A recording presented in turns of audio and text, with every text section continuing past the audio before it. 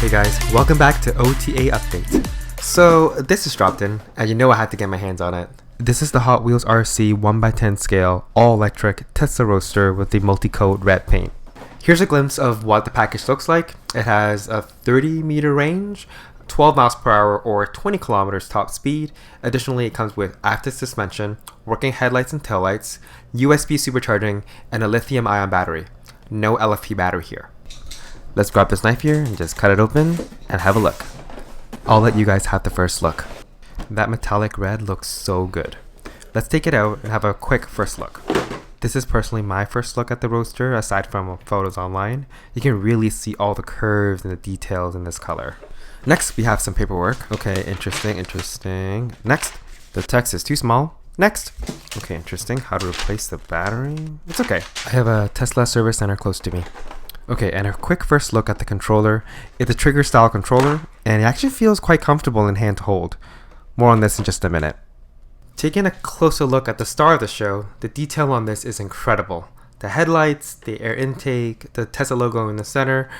On the side you can see the beautiful body lines with an incredible detail on the wheels with rubber tires and brake discs. And on the rear you have working taillights, the Tesla logo spelt out, and of course the Roadster license plate with an aggressive looking diffuser. No working spoiler however. And on the bottom there is a power switch and the battery compartment. There's no wheel alignment like the Cybertruck, as this is done via the controller. All in all, an incredibly detailed car and feels higher quality than the Cybertruck variant. If you're enjoying this video so far, drop a like below. It really helps our channel grow and to make sure that we make more content just like this. The controller has a more traditional trigger style control. A trigger for the throttle, braking, and reverse. The same Roadster rubber wheel for steering. Steering adjustment buttons are on the side, and also an LED status indicator.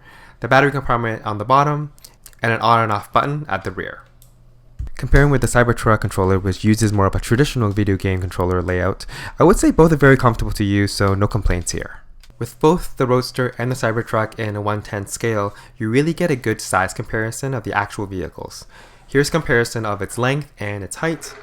The drive unit on these sound very different. The Cybertruck is much louder, and the Roadster just sounds more refined. Here's a comparison of the plastic and the paint finish on both units. The Roadster's mold does feel and look smoother. They both have active suspension, but definitely the Cybertruck can go on much rougher terrain. Here's a quick look at the active headlights and taillights on both units.